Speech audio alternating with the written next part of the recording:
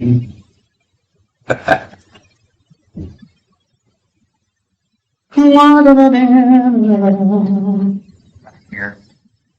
Sacred writing. Yes. Miss Crystal, please see me after class for a moment. Yes. Nothing untoward, Miss Crystal. I just need to talk. Okay. I got my recorder going. What is an encounter? All right, so now we're on to encounter. Encountering sacred writing. So I started with writing, then what is sacred, then what is a sacred writing, and now I'm on to encounter. What else I'm going to talk about for the rest of the semester, I don't know. I'll think of something. I'll make stuff up. I usually do that anyways, Miss Dearperson. How would you know? Like, you're on the internet and you're finding out, wait, there's no such thing as Egyptian hieroglyphics.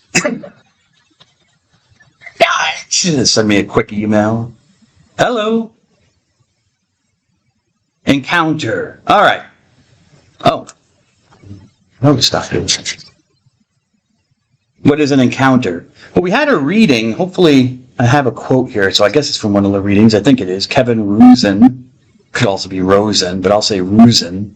In one of the readings, naming what we know, threshold concepts of writing studies. Hello, sir. That's on, I believe I gave that as a reading. It's just short.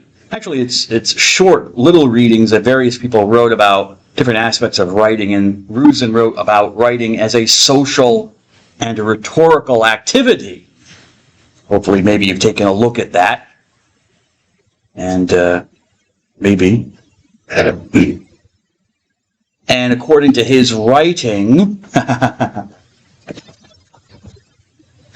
Rusin says that writing puts the writer into contact with other people.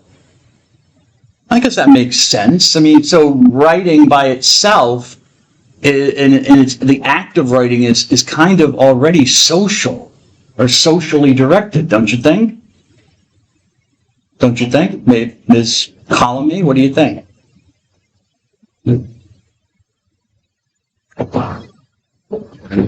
Lost it already.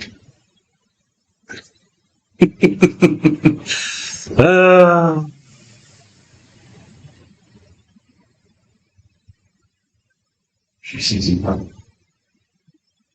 See? What do you think, Ms. Holloman?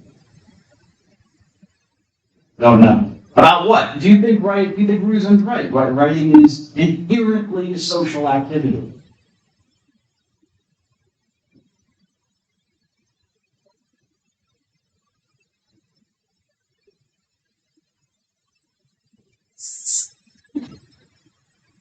Yes. What do you think, Ms. Holloman? Yes or no? Huh? It could be. In what way could it be? How could writing be a social activity?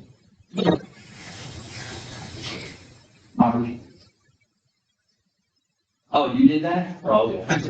That's fine. I was worried that might have angered somebody in my knowledge. Or I was hoping it was the way to teach another way. Possibly. All right, Ms. Collins, I'll move on. Mr. McMaster, what do you think? Sure. Okay. All right. How so? Writing down ideas for other people to read and to record. They like the sharing things with their own books. Absolutely. Yeah. I mean, but of course you can always write stuff down just for yourself. Too. Like a reminder or something. You can note by yourself. But yeah, people, you write, usually, I guess your intent, I'm assuming usually I haven't studied, but a lot of times people are writing stuff down with the intent of communicating to something else. When I was writing the syllabus, the Pop-Tart? What kind? You don't even know what kind of Pop-Tart you got? Well, didn't you have like a look like, hey, there's a blueberry, there's a strawberry, I don't like it, try it. Huh? You didn't really care just as a Pop-Tart came out. Alright. usually think through what Pop-Tart I'm gonna get, but no, so not everyone does that.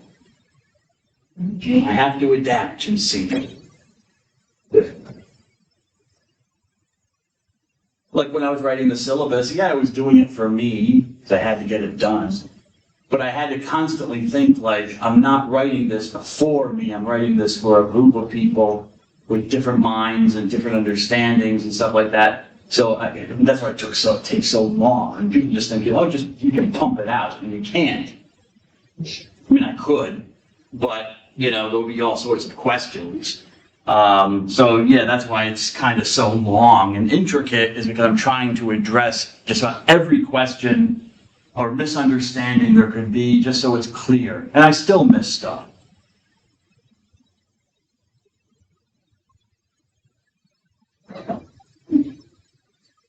The writer has an audience. There's an audience involved. Yeah, there's an audience, even though that word doesn't really, it's kind of a weird word to use for a writer, because audio, Mr. Seraphin, means to hear, yes? Audio. Anyone go to the auditory clinic, to that hearing clinic that they had the other week? Anyone see an email about it? Yeah, no one went? Just to get, I thought about going. Why not? It's free. You can always get my hearing checked, and you're helping people out. I'm assuming they're using people who are like is it the speech pathology program or some program for hearing that they have here? So I'm sure they're training people, so they need the training, learn how to do it. But yeah, it was audio, hearing, audience, a crowd hearing you. Although, writing, we wouldn't think of hearing, but then again, if you remember in the ancient world, writing was read out loud. So you have an audience that you want to hear what you're saying.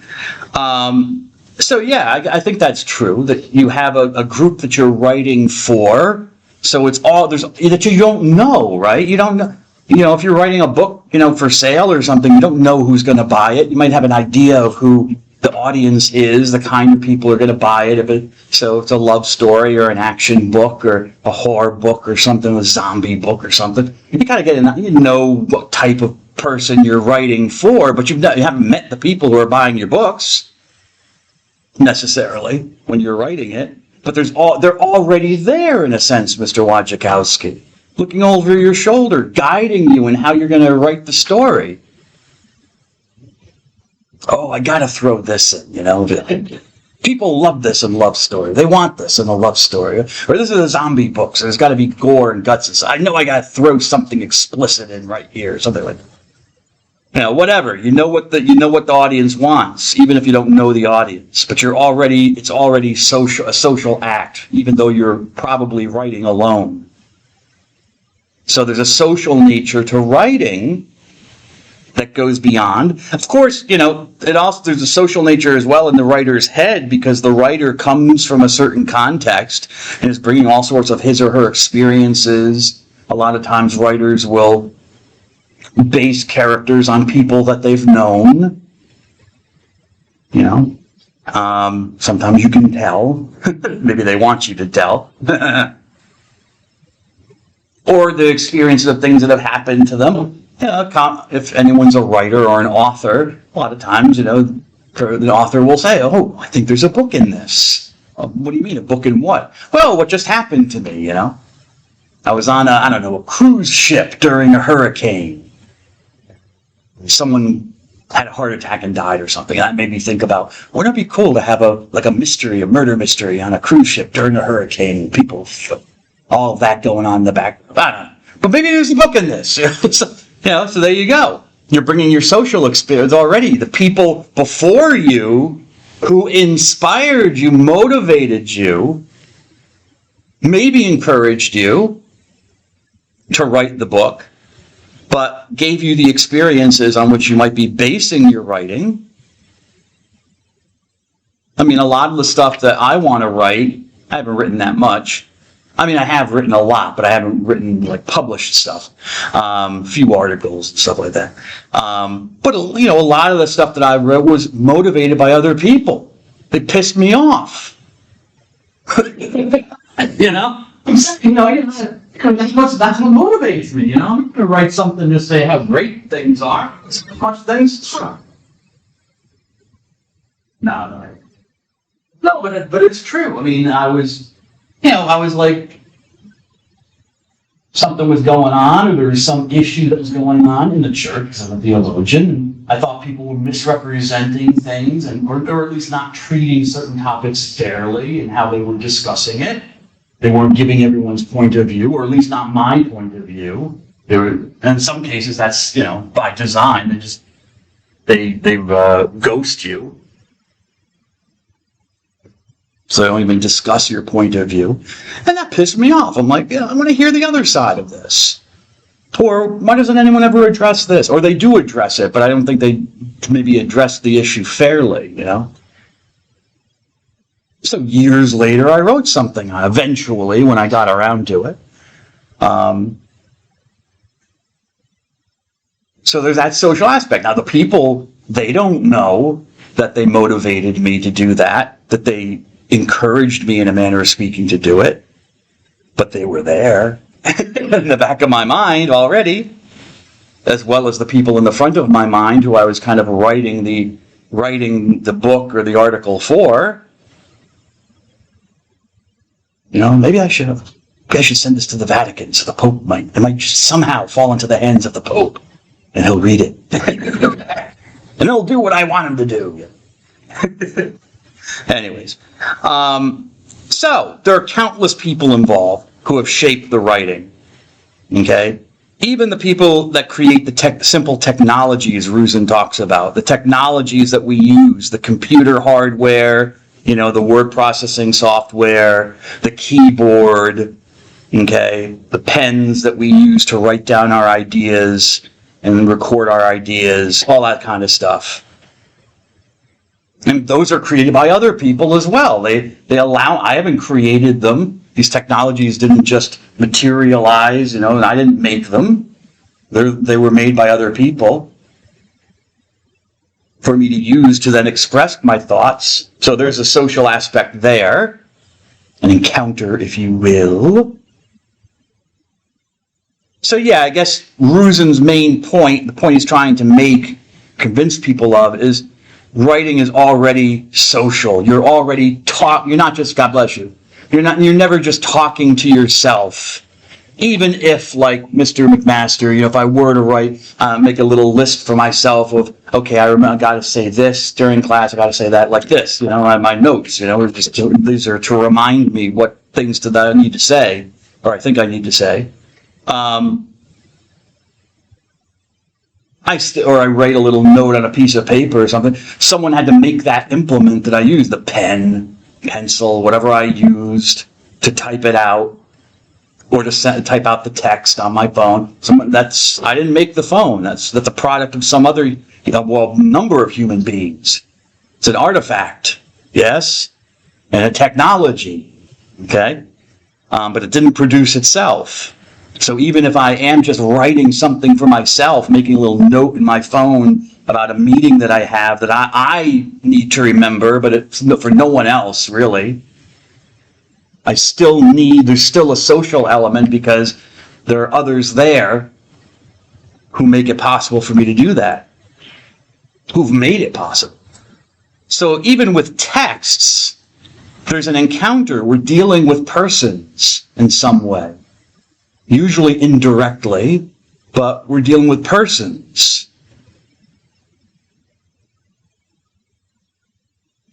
Kind of like anyone, doesn't matter. I have an example in my head. Maybe I'll use it later.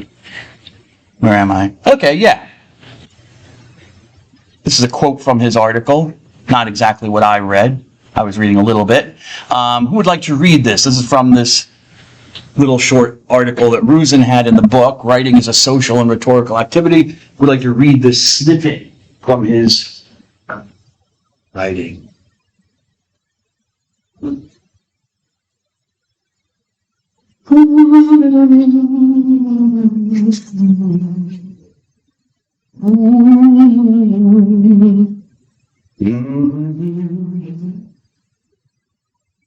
Is Quesada? Have you read before? Have you done a reading before?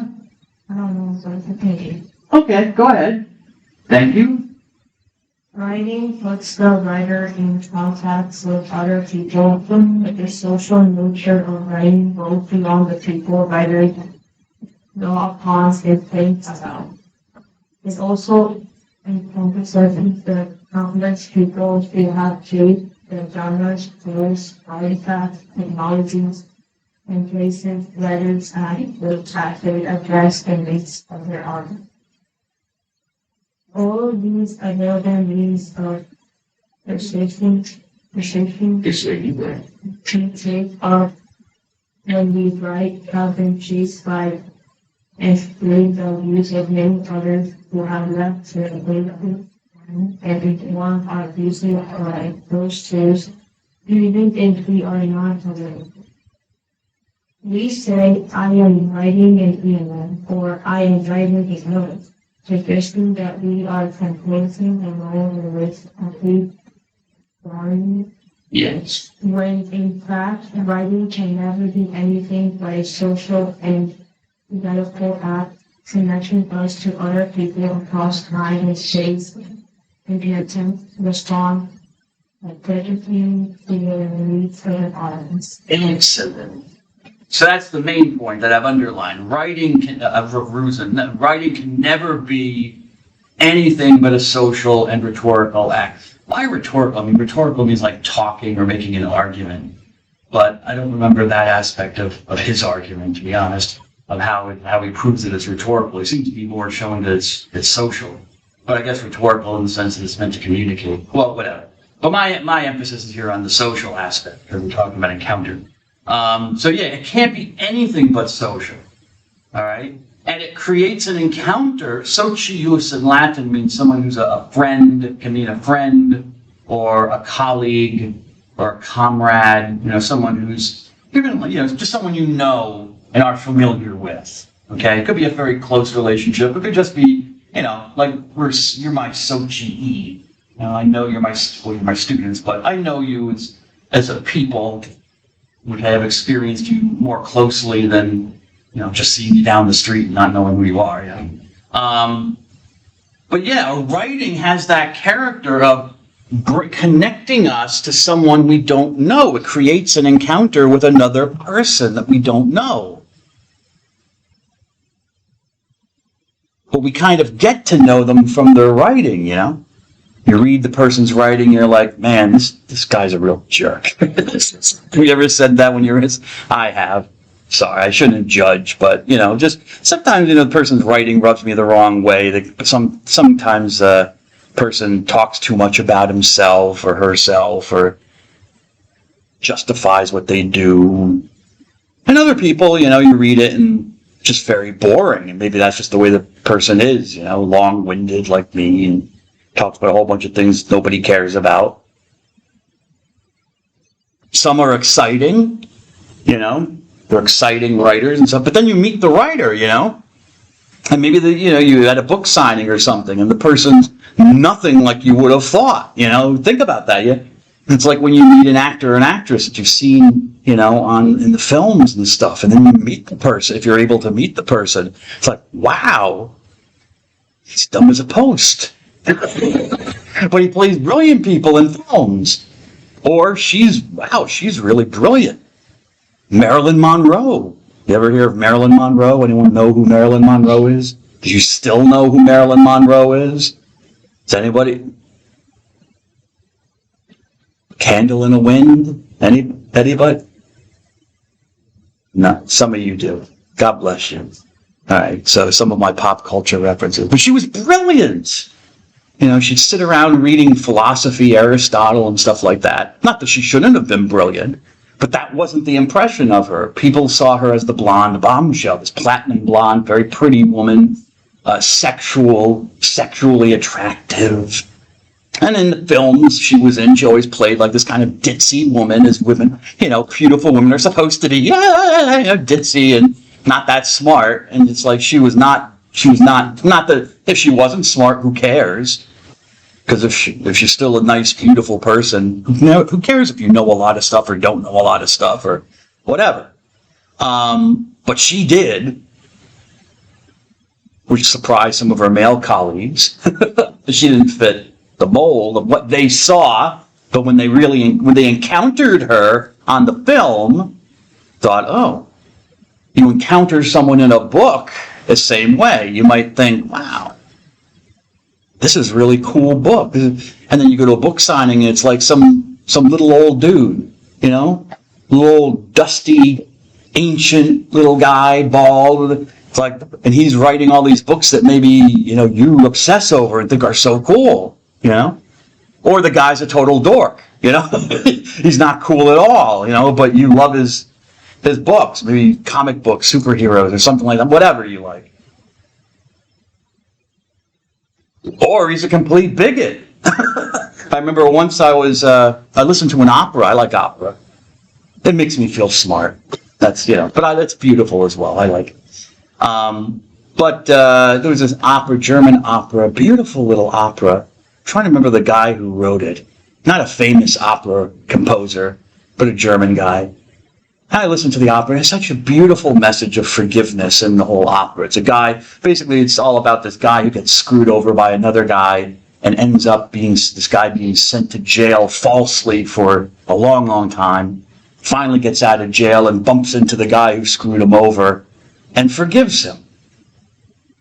Could have gotten revenge for the guy, getting him sent to jail unlawfully, but he forgives him. I thought it was a great message. At least for me, maybe not for you. You thought he should take a tire iron and split his head open. All right, fine, that's you. But for me, I liked the message. And it was a nice little opera. And then I started doing a little reading into the dude who wrote it. And found things that I didn't want to know about him. Like he was very supportive of the Nazis. Which I guess just about everybody was at the time. This is like 1930s, 1930s, I guess. Kind of soured the opera on. Just like Bill Cosby. Remember Bill Cosby? He's a famous comedian, a legend. You don't remember Bill Cosby? No one heard? But he was a legendary comedian. I loved him growing up. I loved his stuff. Legendary comedian. And then people found out what he was doing. He was doing some bad things, apparently. Maybe. He denies it, of course. And his conviction was overturned, so who knows? Maybe he didn't. Maybe they were false. But nevertheless, it soured people, like other comedians were like, yeah, I can't really listen to his comedy the same way anymore, I've met the person, I've encountered, you encountered him in person in this way, a writer of a beautiful opera, great actress or actor or someone, or a writer, and then you encounter the person. Think about that like with religious figures. Jesus. Would you encounter him in religious writings, right? You hear stories about him at church that are, shall we say, Ms. Macker Lane, curated. They don't read everything that Jesus said and did. Like whipping people out of the temple. Or telling people that they were going to burn forever on a garbage dump. They didn't do what he said. Or that his apostles carried weapons. Swords. They had swords and weapons. Supposedly, Jesus, love your enemy. Usually don't read that kind of stuff during Mass, Holy Mass, when I go to church. The nasty bits, what you could call the nasty bits. They keep the nice stuff. Because I guess they don't want to disturb people. Because they want you to have a certain encounter with Jesus. They want you, I think, to encounter Jesus as, the guy of love and mercy and God's forgiveness and compassion, accompanying us like a shepherd with his sheep and taking care of us. They don't want to hit people over the head with the Jesus who is almost like a cult leader. You do what I tell you to do because I'm Jesus, period.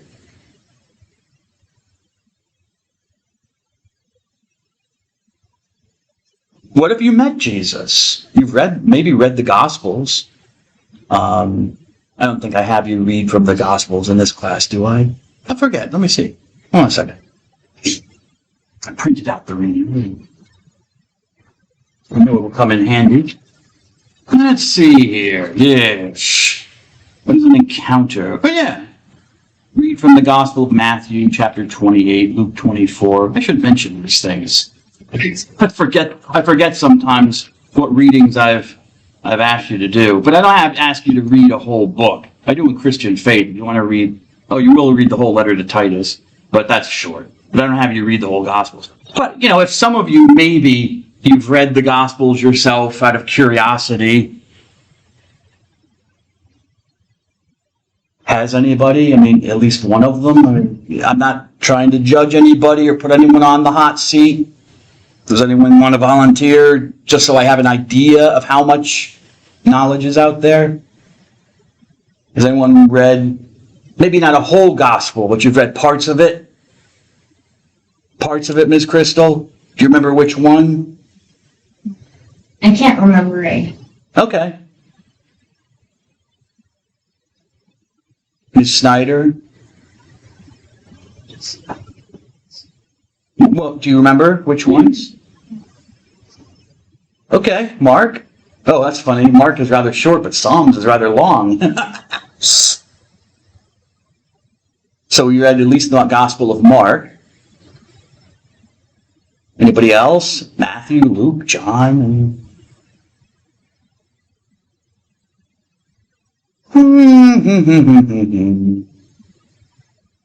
Mr. What's your name? Jastrzemski, yeah. Yes, sir. So let's say you've read a story or two about Jesus, or you have an impression. Imagine if you actually met him, were able to meet him. What do you think he would be like? Do you think you would have liked him? Yeah. Huh? Mr. Jastrzemski, you say yes? Why? Have you read any stories about him? Well, A little bit. Okay. And you've liked what you've read? So you think he'd be a nice guy that you'd like? How do you know? just seems like a God. Okay. Well, and what about the stories? What did he do in the stories that made you think he was a good guy? No sacrifice. You mean like the crucifixion? He was sacrificed? It just seems like. Okay. But crucifixion, though, was a form of punishment. It's a common form of punishment in the ancient world for criminals. You just crucify someone because they didn't do something bad, So did he really sacrifice himself, or did he get his just desserts?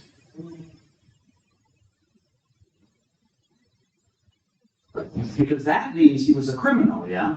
That's a criminal. The criminals were hanged on the cross. Even in bad ones, too. You couldn't kill a Roman citizen by crucifixion. That was illegal. It was considered too horrific way of dying. Cut off their head instead, considered quicker and more humane.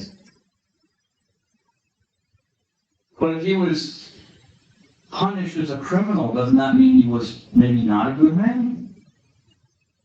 Maybe. I don't know. You like him even if he were a criminal? Yeah. He committed crime. I know him, yeah. What do you mean you know? My friend. Jesus is your friend. Yeah. Did you bring him glasses on? Right here. Well, you do have kind of the hair and the beard, sir. Yes, at least from pictures that I've seen of him. What do you think? Jesus is the night that he died as a criminal. Doesn't that say something? What would you think of someone if I told you, yeah, this guy Joe, he went to the electric chair, or, he got the needle in his arm? Huh? Really rough. What would you wonder what he did? Yeah. Do you think he was killed because he was a nice guy? He was a good guy? Probably not. Well, yeah, I guess you think of an instant. But don't worry about that. We only killed guilty people. Don't worry, no innocent people overseas. We'll be sure of that.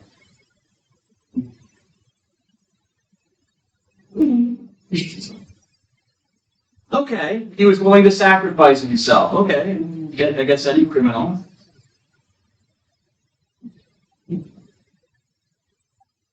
Would you have liked him, Mrs. Taylor?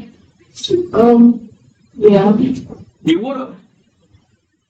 Do you like criminals too? But he was a criminal.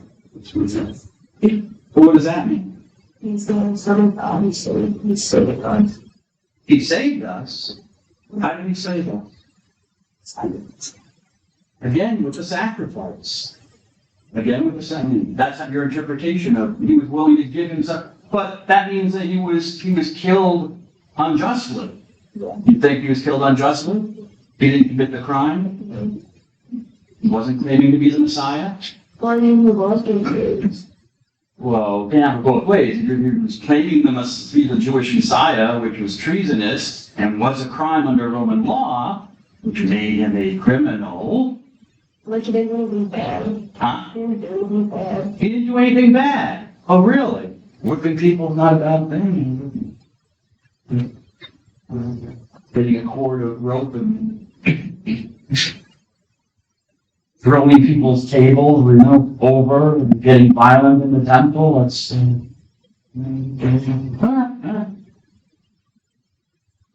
telling people that if you don't follow me, you're going to burn in hell forever. You do what I want you to do. You know, what have I started? I've been thinking this universe that I needed to start my own cult. Of course, centered around me. Because otherwise, what's the purpose? For me to be a cult leader, make a cult where I'm actually giving all of my mind and my soul to somebody else. What's the benefit of that, Miss Paul? But I haven't really figured out what kind of cult I want to be like. I want it to be a nice cult. No, I don't want when people are kind of happy. Not when people are, and it'll have to be centered around Indian food. You would have to bring me Indian food in the proper way. What I do, if you didn't do it in the proper way, maybe shun it or something. That's kind of non-violent, but it's also psychologically violent, so you need that control. You need to let them know who Big Daddy's in charge.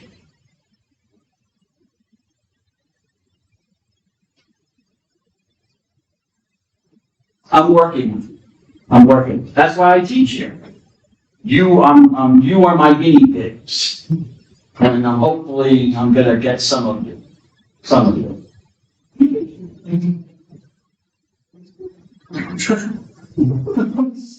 Isn't it what Jesus did? He sees a bunch of fishermen and says, "Get over here and follow me." He makes them give up their whole jobs. He makes them give up their families. He isolates them. He tells them to hate their fathers and their mothers. Unless you hate your mom and dad, hate your brothers and sisters, you're unworthy to be my follower. Doesn't Jesus say that? No, he doesn't. No. He says that even in the Gospel of Mark. And if you preachers and priests, don't rely on priests when they're preaching to you about the scriptures, okay? I've been to many a Catholic church, and yes, the priests, they study the Bible in the seminary, but, they're really just, looking at their watches, well, maybe not even their watches anymore, waiting to be ordained priests. I know, because I was there. But anyways, their knowledge usually of the scriptures is not fully. It's hearsay. Let's put that. And a lot of priests, and maybe you've heard this as well, if someone has ever proclaimed this, because they do actually use this as a gospel. It's one of the, it was the gospel a few weeks ago. I went to a Catholic church, Roman Catholic church, but it's close by, so I went there. The statement of Jesus: unless you hate your life and hate your father and mother and are willing to take up your cross and follow me, so that you're willing to die for me. Okay? Sounds like Jim Jones, doesn't it? Charles Manson? Sounds like a cult leader, right? Why is it okay when Jesus says it?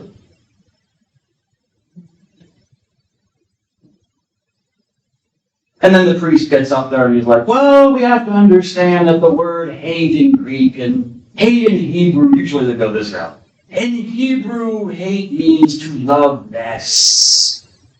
But Jesus really wasn't using the word hate in the way we might think. He was saying, just love them less. Which still, to me, I don't see the universe how that solves the problem. Jesus is still telling me, don't love your mom and dad that much. If it's going to be a problem with me, following, always come back to me.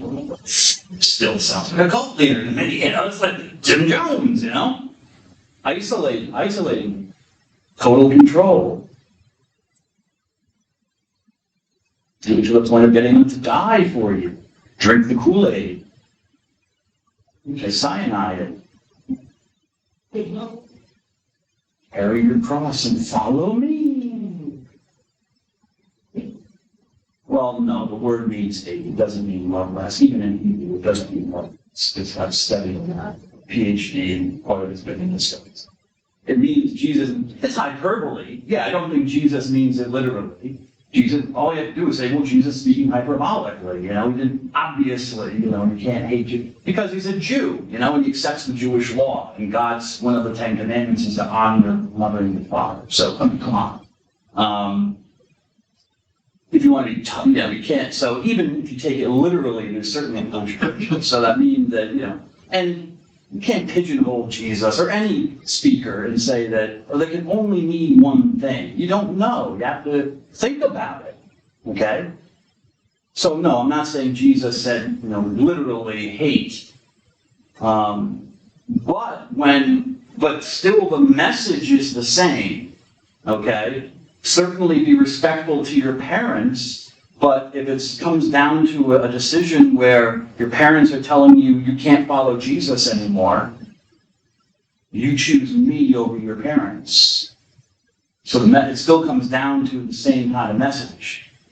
And even if someone says, stop following Jesus or we'll kill you, you will choose death over not following me. Okay, so even if you say, okay, he's speaking metaphorically with, extreme metaphor, showing how serious he is. Okay, I think he is. Okay, he's not speaking literally, that now you have to not love your mother and father anymore, or take care of them, or reverence them.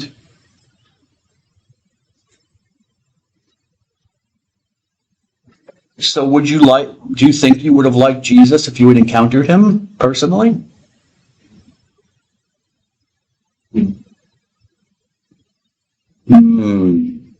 I know, they don't talk about this during confirmation class, do they? So you came to university. I'm going to earn my money, Mr. Seraphin.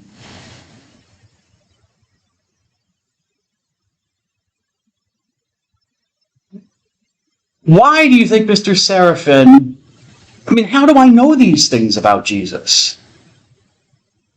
How can I say these things? The Bible. Or more specifically, the Gospels, right? The stories about Jesus. Why, Mr. Seraphin? Why would they put stories like that about Jesus? Do you think those stories make Jesus look bad? Or look good? Or look whatever? What do you think?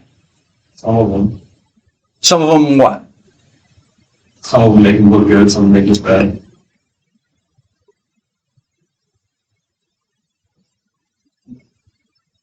Why do you think they would put those stories in there? Of stories that might be interpreted negatively?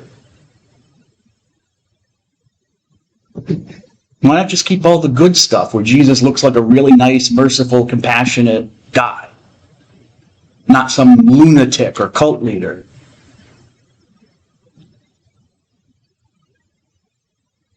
What do you think, Mr. Seraphin? Let's assume that you are, hold on a second. Hold on, Mr. Seraphin. Justin? I know Sarah. Cameron, sorry. You are St. Cameron. You're writing the Gospel of Cameron. The Gospel according to Cameron. You've got all these stories that you know about Jesus, things that you experienced or people told you about Jesus. Why are you including that stories like that? Tell the truth. Is Kelsey. Truth. Truth. Didn't I have that on the PowerPoint slide? Trying to make my mind agree with the reality. This is the Jesus we experience. This is the Jesus we know. And we're not going to deny it because it might make you feel good. That's one of the reasons I love the Gospels. Yes, they're full of contradiction, and also people make a lot of big, go on the internet, 5 people, 4 men, and people like that. And I know it from my taking biblical courses. Professors pointing out, "No, how can you believe this? And the Gospel said this, and wouldn't they know? And how could they get this information wrong?" Well, maybe that wasn't the point of their writing, but they are trying to give you the experience of Jesus, and they couldn't explain it. They couldn't explain it, maybe. It's just the Jesus they knew. They had this encounter of this guy who, was very compassionate and merciful, but had no self-esteem issues. Apparently never questioned himself. He always seemed to know who and what he was, and he never diverged from that. He didn't care how it sounded to anybody else, He wasn't a politician, right? Which is not necessarily bad. Yeah, politicians, they have to kind of crack how they're talking to people. But he also wasn't, like a nice person, like, well, you could say that in a more appropriate way, Jesus, couldn't you? I'm sitting in a burn on the garbage dump in hell, but, that they won't reach total ultimate fulfillment of their spiritual life, ever. Okay. I kind of prefer the garbage dump imagery, but that's kind of cool. Myself, I don't know, Miss Taylor, what do you think?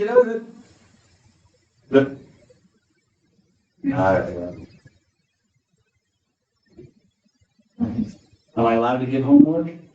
No, I shouldn't. I was thinking of changing the syllabus, saying, "Hey, homework," but the senior put the kibosh on that one.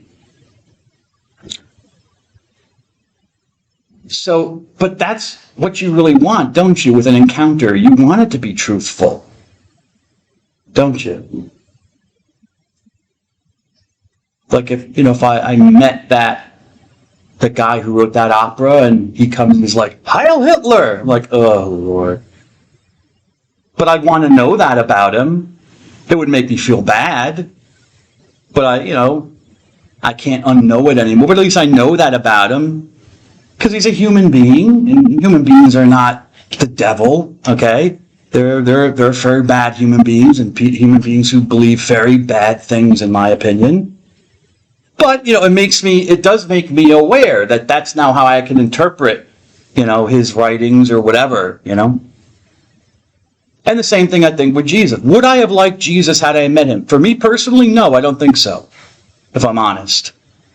Because I'm more of a religious, very kind of conservative person. I could see myself as a Pharisee, but certainly, I know I'm almost certain as a Jew I would just had problems with Jesus always arrogating like divine stuff to himself. Not saying he's God outright, but doing the activities of God and assuming that he can do the things that God can do. That would have been totally out of bounds for any Jew. Would make no sense. So how could he be a good man? I probably couldn't get over that. And then once he was crucified, I would probably be like, yeah, that was the judgment of God on him. That would have, I probably would say, yeah, God has punished him. Look, he was a false prophet.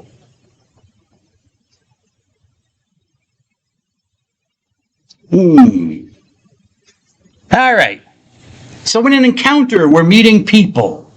Jesus is no different than any other person. Although Jesus technically is not a human person, he is a divine person with a human nature.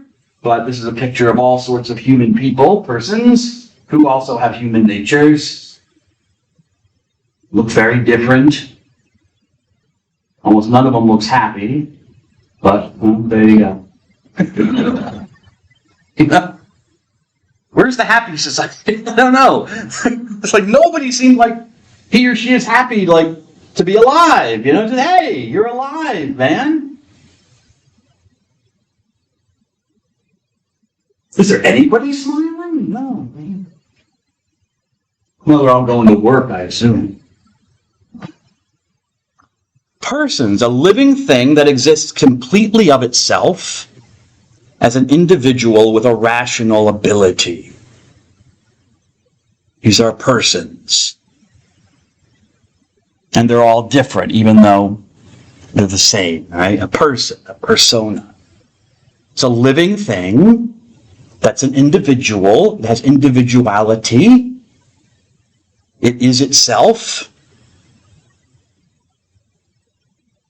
And it has the use of reason. I wonder where you throw will in there. Well, but that's the traditional definition of a rational nature. So we have the ability to reason. So like animals are not persons by this definition because, a dog is alive. It's a living thing. It exists completely of itself. The dog is fully the dog. Okay? That's one of those weird things where the dog has like two heads or something. You see that on like internet or something? Goat born with two heads and basically it's twinning, and the twins don't fully separate in the uterus, so that's how that happens. Two snakes with two heads, even people.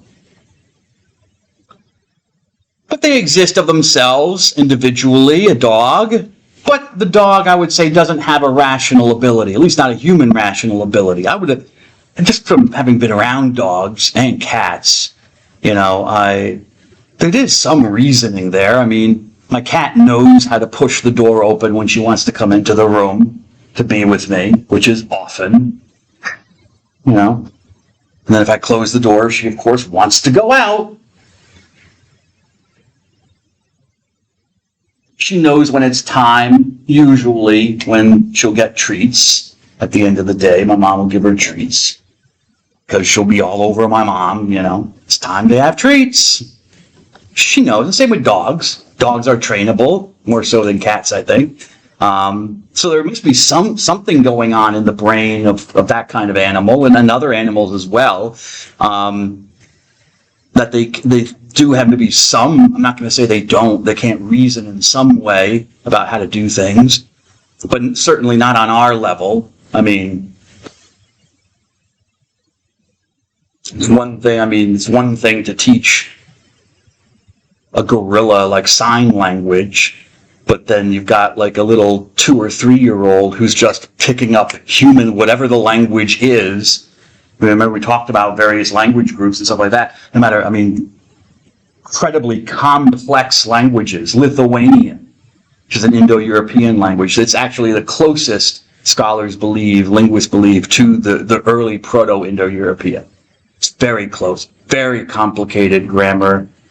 Georgian, a language like Georgian, which is not an Indo-European language, it's of its own little family, very complicated, a lot of consonants. It's almost like, how do you say any of these words? Because it's all consonants. It's like, and that makes like, he's coming through the window. Oh. I don't even know how they speak. I was listening to I think it was a Georgian opera at one time. Was it Georgian? Well, Armenian, yes, but I think there was a Georgian opera I was listening to on the internet. Look, how can they even sing it? How do you sing? And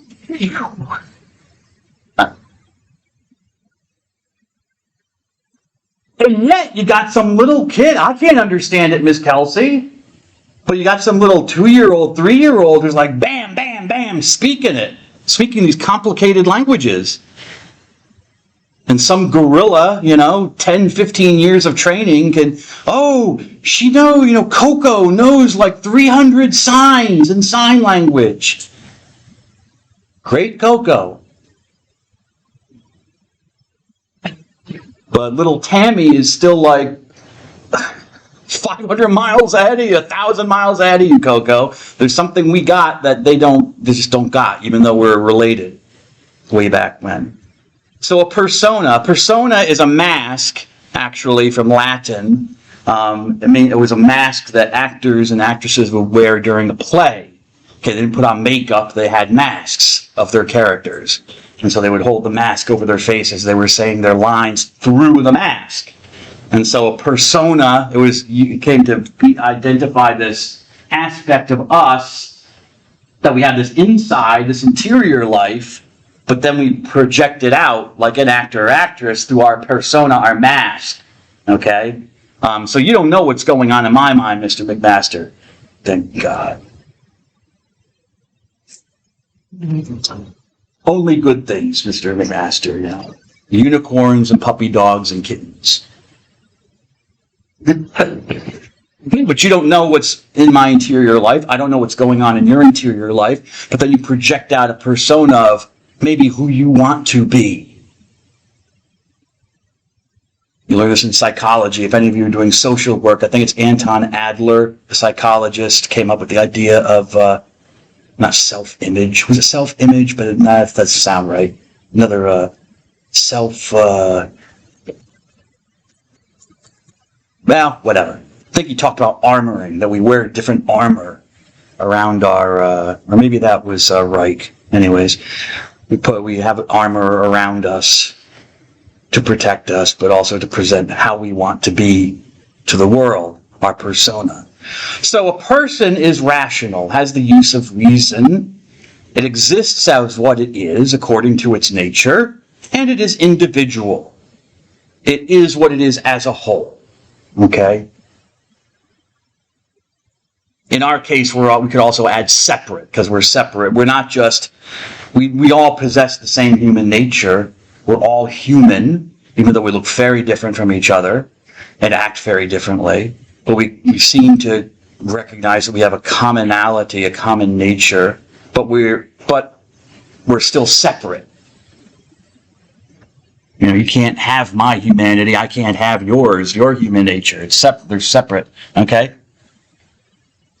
So, through texts, we are meeting a person. We're meeting a someone, not a something.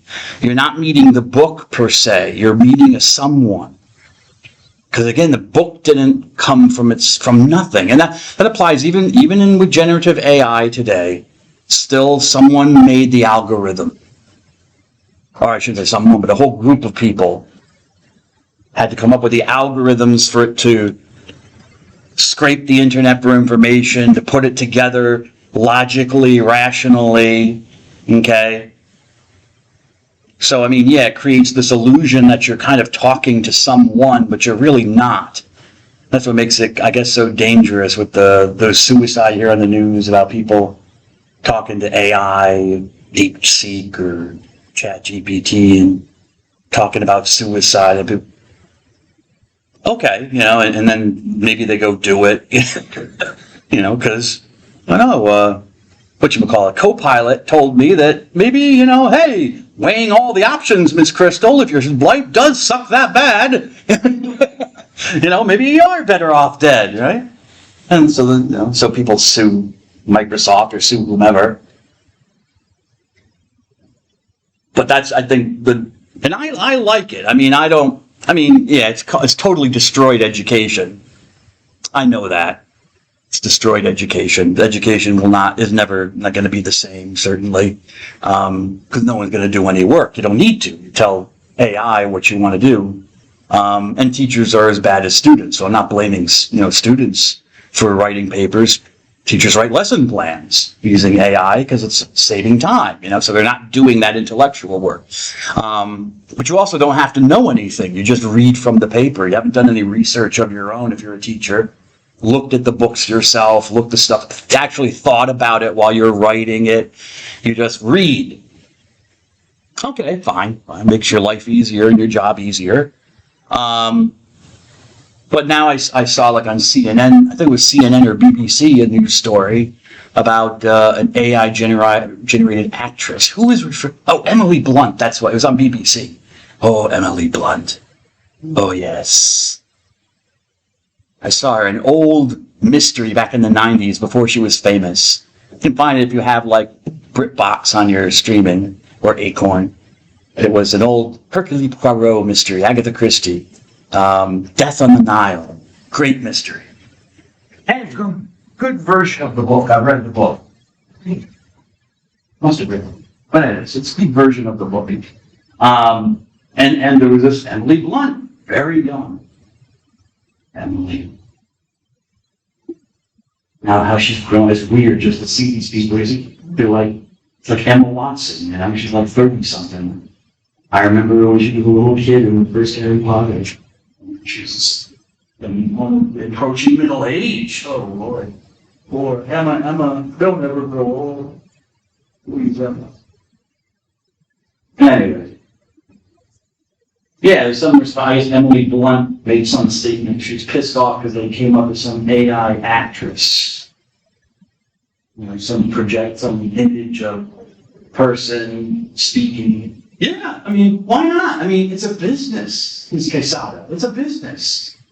Well, you know, why pay millions of dollars to some person, actor, actress, who might show up, might show up, hecked up on coke for all you know, or drunk to the stage. You don't know. Or God bless you, forget the lines. AI, perfect. And it looks exactly like a human person. How would you tell? Says the lines, and you can program it to show all the emotion, the drama, the fear, the happiness, whatever you want it to see. Anybody. And you pay them nothing, Mr. McMaster. You don't pay them anything. You pay the people who created it. Oh, no, we can't do that. Oh, okay. Well, what about 20 years ago when CGI came out?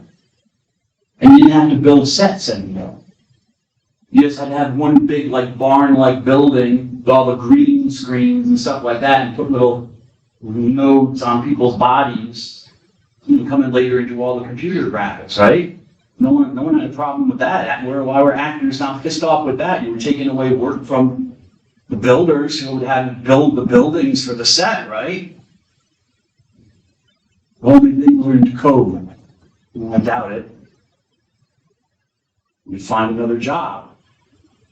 So now actors and actors are like, what do you need them? You don't need them anymore. It's business. Why are you? Because someone's eventually going to say, why am I paying this person X amount of dollars when I can do it for maybe zero or a fraction paying the people who create the images and the AI?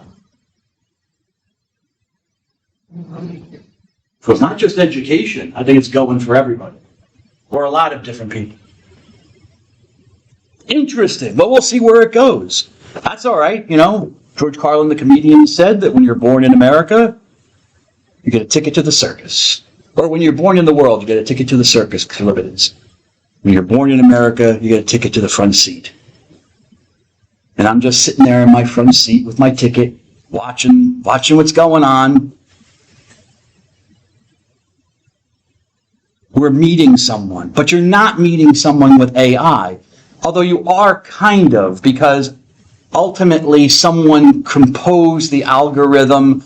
If you're seeing imagery of, like I mentioned with this actress, this AI-generated actress, or it was in Vogue magazine a few months ago, did a whole issue where all the models' pictures were AI-generated. These women and men did not exist at all. They're not, you can't find them on planet Earth. They're not here. They're simply, they put into the algorithm what they wanted the model to look like and what the model should be doing and product should, and of course you can imagine a bunch of models went ballistic, real models, human models, went crazy. Because again, why am I paying you thousands of dollars and doing a shoot, paying all sorts of people money for you to take the whole day to go through a shoot for a magazine outlay, when in a few hours, a group of people in a room on their computers can do it for them at much less the cost. And I still get the same result, which is I'm showing off somebody's clothing or their bottle of whiskey or whatever. So you are kind of meeting a person even with that. The problem is that with us, we think we want encounters, to meet someone, to come into the presence of another person. We're drawn to that. Yes, I know, you got the half-naked guy in the basement scratching himself on the internet, is like, all right, in some chat room. Well, maybe it's not chat room anymore. Now it's the dark web or something. I remember I used to be on these like Newsnet and, Recovering Catholic Net and stuff like that. I'd be in there. I was trolling. Yeah. The Church of Satan Net. I'd go in there and be like, start asking all sorts of hard questions that the Satanists didn't want to hear. Buffy the Vampire Slayer, I hate Dawn. But, I mean, even if the person is like alone, they're not alone if they've got a computer, obviously. They prove my point. They want that personal contact, even if they don't want to be around anybody. They want to be locked in their own little room somewhere, with some sign on the door that says "Go away" or something. Meet from Old English, metan, simply to find something, to come together, to assemble, gemot. When your gemot is the past participle of metan, gemot. All right? You've assembled, you've met together, a meeting. You're coming into the presence of each other. Why do we have to get together? Even now, like Zoom and stuff like that. Well, we got to make a decision on something. All right, fine. But why do we have to actually get together, even virtually? What's the whole purpose of that? Why can't we just do it through email? Shoot me an email, I shoot you an email. Boom, boom, boom, boom, boom, boom, boom. Why do we actually have to meet? Why do you have to see me either on a computer screen or physically, Mr. Lebedinsky?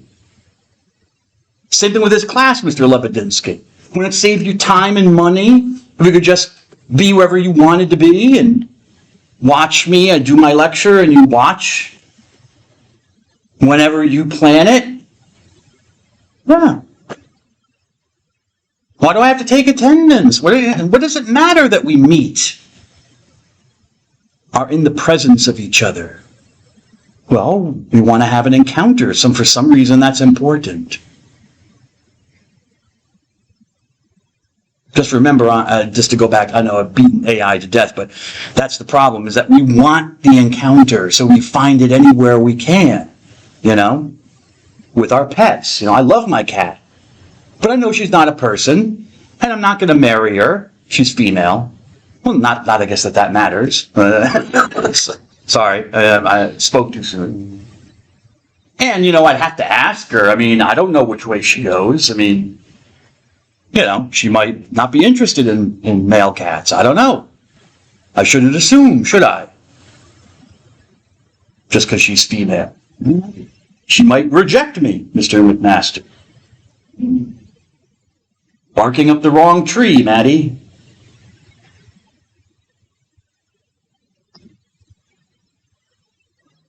And I'm not, because she's not a person. But I still get love from her. I still love her. I have a feeling of affection. And I think she also has some kind of affection for me. I hope she does. I feel like she does. Same thing with other pets and animals.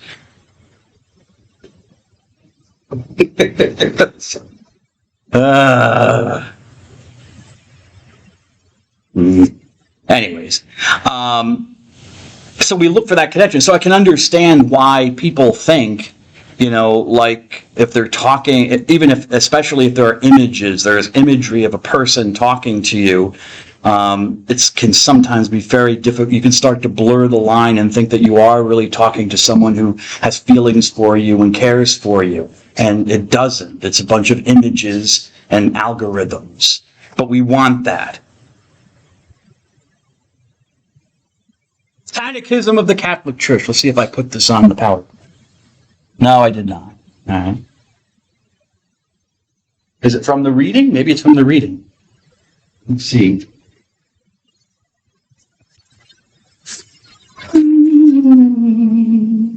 Yeah, it's from the reading. So hopefully you've read it. Catechism of the Catholic Church, paragraphs 101 to 104, 134. Very short, just like 5 little sections. Very short. Hopefully you took a look at it.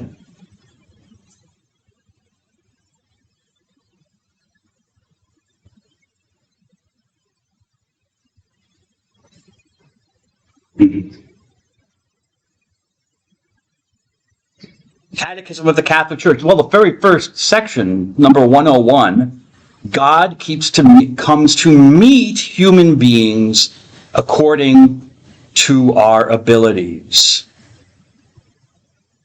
Okay? It's a meeting. What is revelation, as we're getting closer to talking about like the Bible, the scriptures? But what is a sacred writing? Again, it's a pointing to the sacred, right? The sacred is the sacred is a pointing to ultimate reality. It's pointing back to ultimate reality. It also provides like a window or a doorway for entering to ultimate reality and interacting with it. Okay? But from the perspective of ultimate reality, in this case, God, who is also a person, we believe, because we can encounter him, there must be something personal about him. There should be. Not necessarily, but it seems that, you would assume that if you can have a meeting with God or the supernatural, that there's something personal there to meet. But God also wants to meet us and meet human beings according to their abilities. According to their abilities. Ooh, okay. I'll get more into this, I guess, when we get to the Bible. Because, the Bible, God has to, if it's the Word of God, these people were inspired or motivated by God to write stuff down. Oh, they had particular languages they spoke. They spoke some of the Bibles written in Hebrew, ancient Hebrew, and few portions are written in this other language, Aramaic, which is related to Hebrew. The whole New Testament's written in Greek, the Greek language, but a certain form of Greek, not classical Greek, or even literary Greek. It's the common Greek that people usually spoke and wrote. But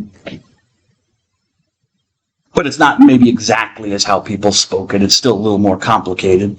But, why Greek?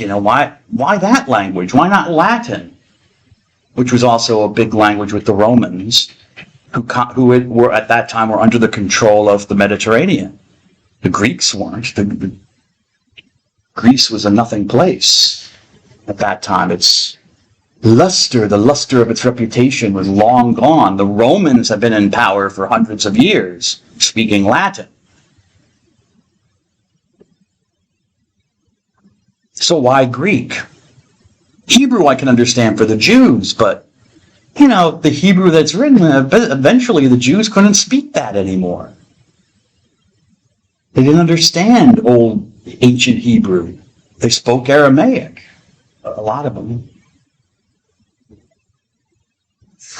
So why would you do that? Why would you write these scriptures in a language that people later reading it just would not have been able to understand?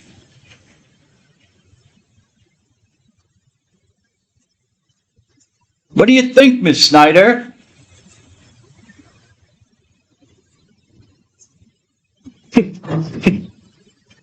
Does it make any sense?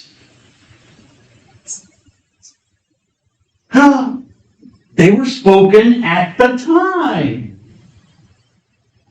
Were they? Yeah, that's where it gets a little tricky, guys. Were the people speaking that form of Hebrew when they were finally written down? You know what I'm saying? The person writing down the story, maybe, in, 400 BC, but he's talking about someone who lived maybe 600 years earlier, when the language would have been very different. Very old Hebrew. It's not biblical.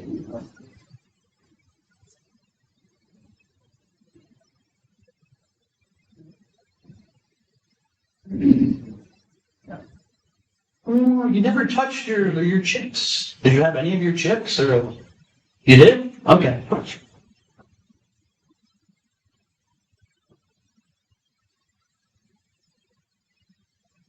Well, it's something to think about. I guess, like when you're saying, you have to use the tools that were available, the common language that people were using at the time, amongst other languages. What's God supposed to do? There's no international language that everyone understands, right? Not yet. We don't have any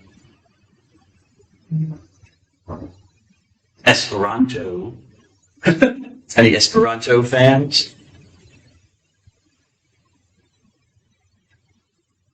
There's not one language that's universal, that everyone understands.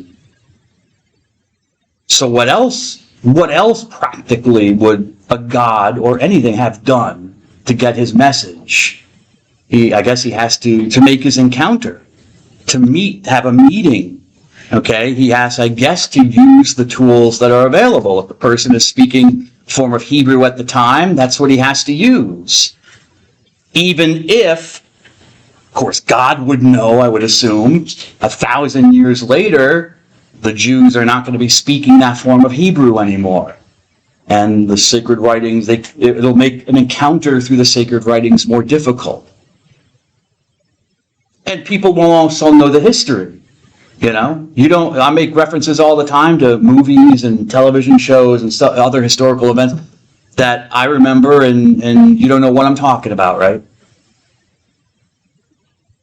But they're real. I mentioned that Hercule Poirot. You don't know, probably most of you don't know who Hercule Poirot is, or Agatha Christie. Or if I mention other stuff that I loved growing up, Cheers. Don't believe the movies you see, Mr. Lebedinsky. All these movies that they eventually started setting them in the 80s a few years ago. It's totally nonsense. No one spoke like that or listened to that music. Totally different music. Motley Crue, Twisted Sister, stuff like that. But they have to pay for the music in the movie, right? So they have to be selective. I mean, if they want to put a snippet from a certain band or something, they might have to pay a lot of money. So they select other stuff. Because I've watched these films, and like watching, what is it, not Masters of the Universe. What's the group with the guy and the green woman and the rat? Not the rat. What is he? A raccoon? Ever see those movies? There's the guy, there's the green woman, and Batista, the professional wrestler, is that huge guy. Or is he blue? He's blue, and then there's the raccoon, the talking raccoon. No, it's not Masters of the It's not Saviors of the Universe. I forget what it is. But notice, even then, you don't know what I'm talking about. That's still too old a reference. So I can't use it anymore. And the same thing happens with sacred writings. You use the Bible, because, most people are familiar with the Bible. You don't have to go long in the Bible to stumble across a whole bunch of stuff that would have made sense, should have made sense to people thousands of years ago, because that's how they thought and spoke, and they knew the culture, but we don't anymore. And so it either doesn't make sense to us, or it disturbs us. Disturbs us that people would think such things or do such things. We don't ever seem to be self-reflective and say, what are the things that we do that people 500, 1,000 years from now will be really grossed out that we did? Eating animals. We actually ate other living creatures. They'll understand it, I would imagine. You have to eat to survive, right? But, do you have to set up whole buildings where you cut up these animals in a special way and serve them with butter and cream sauce? And do you have to enjoy it so much, Mr. Lebedinsky? Yeah. Tell me that next time you're at McDonald's. Wait a second, don't I have one more minute? Okay, I'm done. I'll see you next week. Have